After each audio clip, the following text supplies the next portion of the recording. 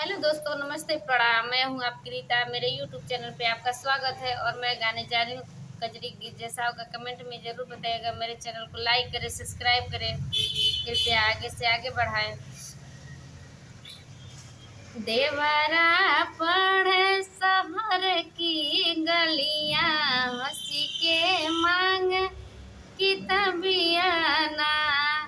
देवरा पढ़े शहर की गलियां, हंसी के मांग कितबियाना। टीका वाली यही बटी कुलिया लियई तब हम देव कलमियाना।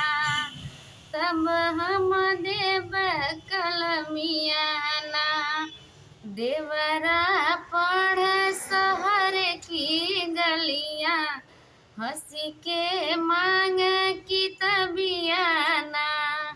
देवरा पढ़ शहर की गलियां, हंसी के मांग कितबियाना। झुमका लियई झुलनिया लियई तब हम देव कलमियाना।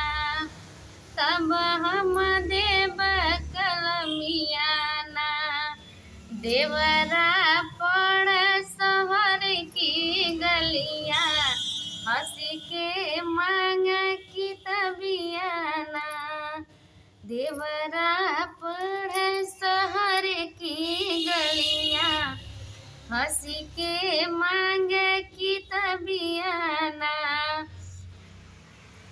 देवरा पढ़ शहर की गलियां, हंसी के मांग कितबियाना।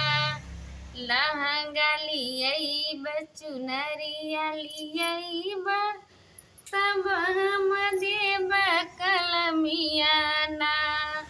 तब हम देव कलमियाना। देवरा पढ़ शहर की गलियां, देवरा पढ़ शहर की गलियां, हंसी के मांग कितबियाना।